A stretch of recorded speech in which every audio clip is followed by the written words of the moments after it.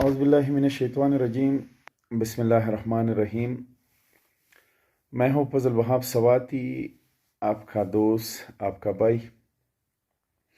سعودی عرب فلائٹ کے حوالے سے بات کرنا چاہتا ہوں سب دوستوں کے ساتھ۔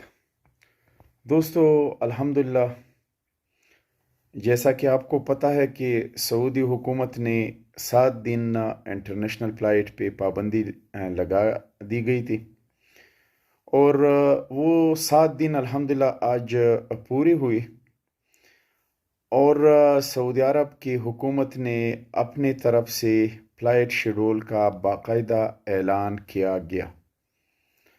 تو آپ سب کو مبارکباد پیش کرتا ہوں کہ جیسا کہ سعودی حکومت نے صرف 7 دن کے لیے انٹرنیشنل فلائٹ پہ پابندی لگا دی گئی تھی، اور اب الحمدللہ انہوں نے شیڈول کا دوبارہ اعلان کر دیا۔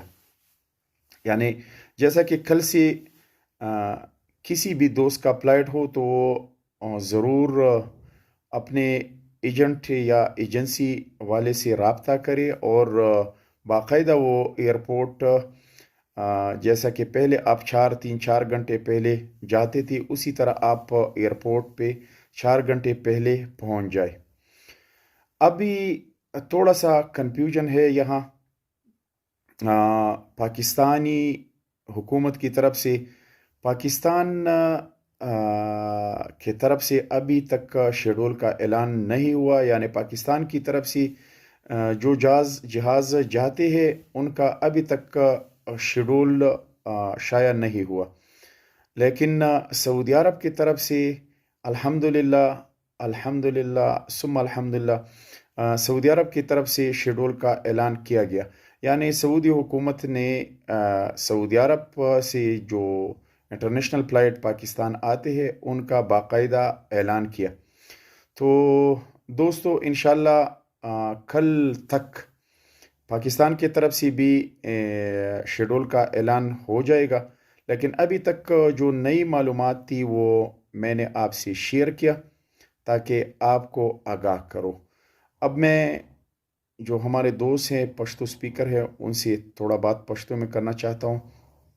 زما چې څومره پښتانه رونه دي، الحمدلله اوه ورځې چې کوم اعلان کړی و د سعودي عرب حکومت، او هغوی د فلایټ د بندش د مؤخر کېدو اعلان کړی و، الحمدلله هغه اوه ورځې نن پوره شوې، او سعودي عرب د خپل طرفه د شیډول اعلان وکړو۔ اوس جازونه په شیډول کې اویلیبل دي، خو دلته لږ مشکلات دا دي چې پاکستان د طرفه لا د شیډول اعلان نه دی شوی، نو دغه د پاکستان د طرفه چې کوم د شیډول اعلان دی د هغې به هم سبا تر د 10 بجو پورې پته ولګي، هغه به هم زه ستاسو سره خپل یوټیوب چینل باندې یا د فیسبوک په ذریعه باندې ستاسو سره دغه به د سره هم شیر کوم، خو دې وخته پورې چې کوم دغه د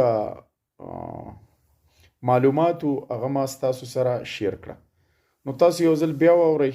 الحمدلله د کمې خبرې چې یره وه، لکه څرنګه چې مخکې زموږ سره به د دې کرونا هغه وبا راغلی و، نو په هغې کې به ډېر زیات مشکلات و، او تاریخ باندې به تاریخ و، په تاریخ و، بیا زموږ د ډېرو پښتنو پکې قامې ختمې شوې، د چا ویزې ختمې شوې، د چا خروجونه، د چا ټیکټونه کینسل شو، نو دغه یره و زموږ وی الله دې نه کړي هسې نه چې هغه مسله اوس بیا پیدا شي۔ نو الحمدلله شیډول اعلان یې وکړو د جازونو دوباره د سعودي عرب د طرفه، او الحمدلله اوس باقاعده په سیستم کې د فلایټونو شیډول جاری شوی دی۔